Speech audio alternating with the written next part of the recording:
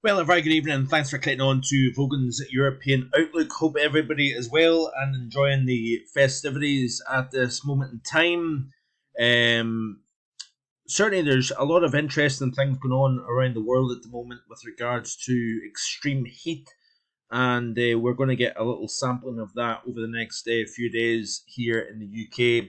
But I want to first and foremost talk about North America because we've seen some just unbelievable extremes over the North American continent over the last couple of days. We've had one of the warmest Decembers on record for the lower 48, and on Christmas Day we've seen a temperature reach 94 Fahrenheit, which is, I believe, 34 Celsius in the Rio Grande Village.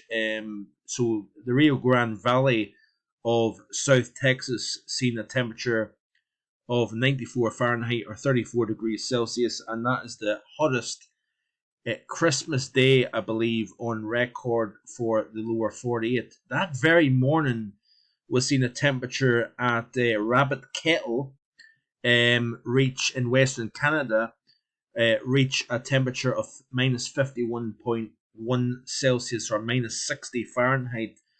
And that was, in fact, Canada's coldest temperature since February 2013, and also the coldest December temperature, I believe, since 1998.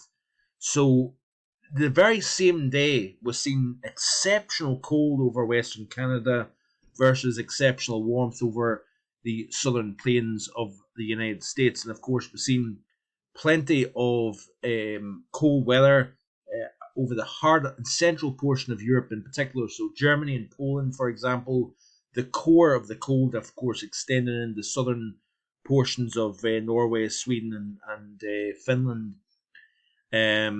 So very cold weather, and let's not forget our friends over in East Asia as well, where we've seen a very, very cold and even snowy. I think it was just after Christmas Day went into Boxing Day where we've seen snow in Tokyo.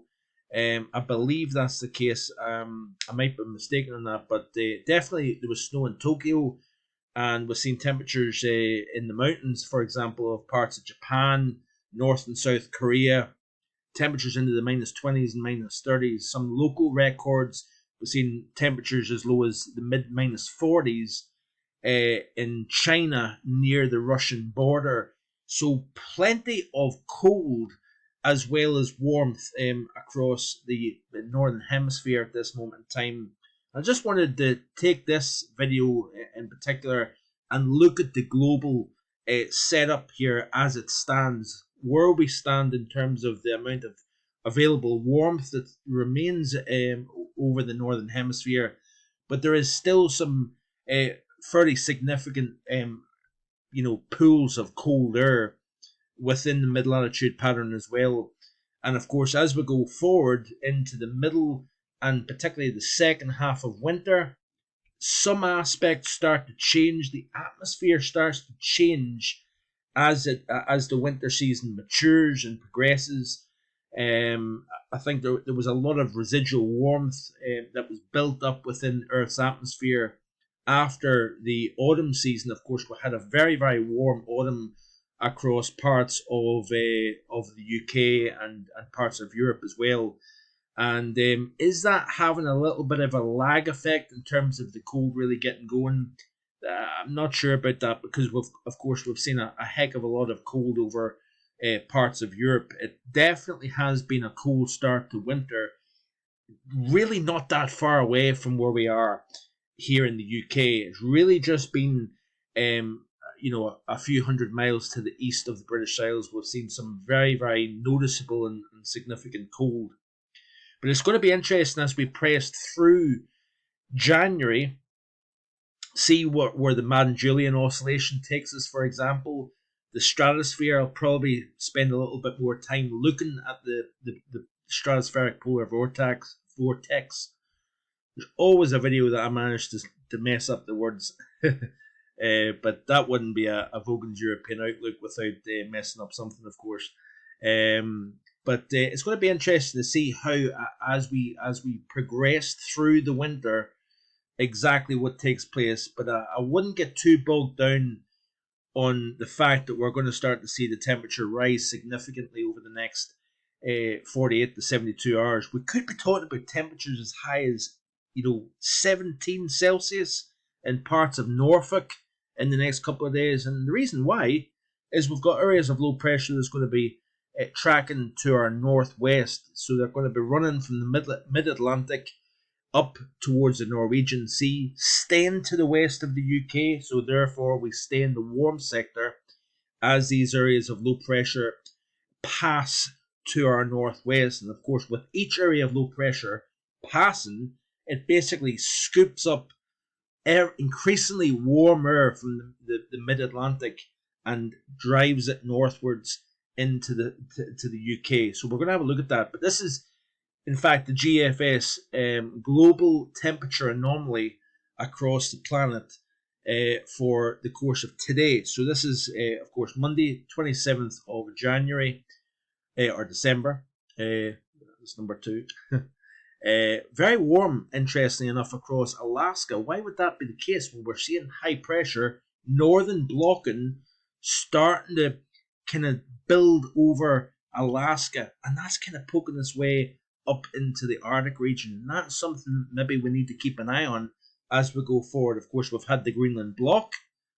The only problem that we've had is that we've not had a southern extension of that block further west. So essentially, the westerlies have been continuously moving in, and that has, in essence, allowed the cold to kind of just position itself a little bit to the east of the UK, and hence why we were so close, but yet so far.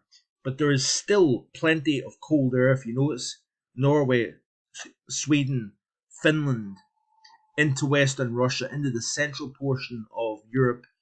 But here comes the influence of the Atlantic. So Spain, Portugal, France, even the Low Countries now are now starting to see that warmer influence coming in. And the British Isles, temperatures today still cold, 2-3 Celsius. Factor in milder air in the mid levels, running over top of that cold, dense air. We had rainfall today here in the area around Invergordon, Allness, Tain.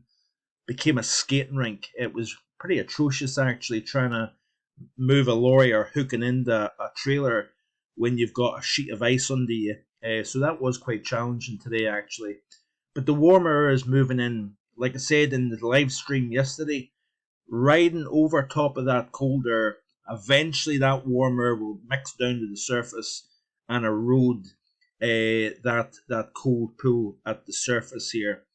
And of course, we've got the cold air over the far eastern portion of Asia as well. So we've got 3 main areas of cold over far eastern Asia, Europe extending into Asia, and of course, let's not forget the tremendous cold pool over west central Canada at this moment in time. And it's going to be interesting to see exactly with players and drivers such as the Madden-Julian Oscillation where the cold will start to shift to as we press through the second half of the winter season overall. But I certainly would be very reluctant, folks, to turning around and saying that winter is over based on what we're going to see over the next few days. Speaking about what we're going to see over the next few days, here is the GFS overview chart, and you can see here that we've got a system across the central portion of the British Isles at the moment. To the south of it, we're in the milder, seeing plenty of temperatures of 12, even 13 Celsius this afternoon, while temperatures were only a couple of degrees above freezing further north here. As we press through this loop, that area of low pressure moves into the near continent, continuing to push Atlantic air further and further east. Look at this bad boy over the Atlantic here. So, of course, it's positioned to the west, high pressure over the Alpine region at this moment in time. So this is, of course, on Friday, the 31st of December. You trace the isobars back to the source of where the air is coming from. right down towards the Azores, possibly even extending as far down as Cape Verde. That's pretty far south, isn't it? And it's basically transporting these southwesterly winds into the UK, and wouldn't be surprised if we push 18 Celsius. Now, of course, the record for the UK is just over 18 Celsius. Don't think we're going to get there, but it may get close, depending on things like sunshine and, of course, exactly how warm these 850 temperatures are as they transport the warmer air in. But look at that there. That is quite the system over the North Atlantic here, acting as a wheel. Strong area of high pressure over the near continent, a 952 millibar low over the Atlantic, and of course you've got a strong surge of warm southwesterly winds over the British Isles here. We're going to keep an eyes on that as we go forward. Then the pattern becomes a little bit more distorted. We don't have the same exact setup. Very cold air starting to build over Greenland, and then the jet stream starts to take a little bit more of a kind of a reshape, and we're starting to see these areas of low pressure maybe starting to try and kind of take the track more kind of west to east, then maybe trying to even take a kind of more northwest to southeast track as we go towards the end of the first week of January. We'll keep our eyes on that, of course, as we go forward here. But if you notice here, let's go back to the start once again and where we're at the moment. And we'll have a quick look at the 850 millibar temperatures here, because it is really the warmth that's coming is pretty astonishing actually. So we've got, over the next few days, we've got this divide at the moment across the UK, cold to the north, mild to the south. But then, of course, that wheel of low pressure over the Atlantic starts to allow the door to open. So even in Scotland, we're going to see temperatures possibly even reach the low, maybe mid-teens.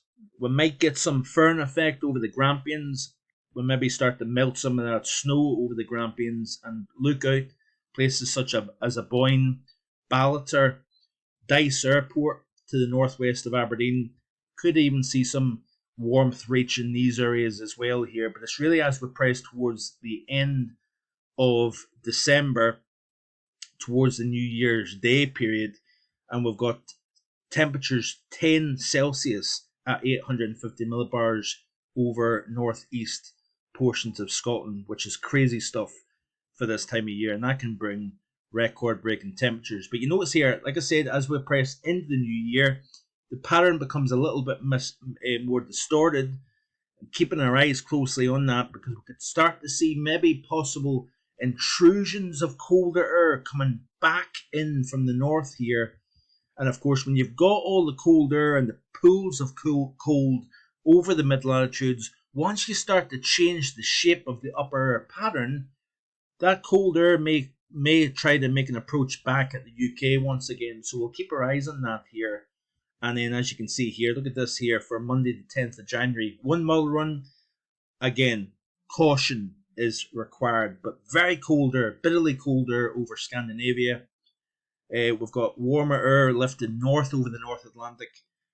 Possibility of something much colder coming back into the northern British Isles and moving southwards here. So certainly very interesting stuff as we go forward here. Now, the Arctic Oscillation is firmly negative at this moment in time. Like I said, do you remember the warmth over Alaska trying to push into the northern portion of North America and the Arctic region here? So we're starting to warm things up in the Arctic. By the way, I meant to actually say to you, if you look back at the global temperature here, it's interesting how the global temperature, I have to emphasize, is at plus 0.2. So we're actually just slightly above normal. This is something worth pointing out, by the way. Look at the Arctic temperature. We're that used to seeing the Arctic being warmer than normal, right? Especially in the winter time. It's sitting at minus 0.2 Celsius. So it's actually, according to this, below normal. And that is very interesting to see as well. So I think we need to keep our eyes on several different players. Also, with regards to the sudden stratospheric warming possibility, There's a lot of warmth now starting to build up over the Arctic region. That may distort the polar vortex. All these things we need to keep an eye on. Running out of time. Hope you have a great day. Back in the next couple of days with more. Bye for now.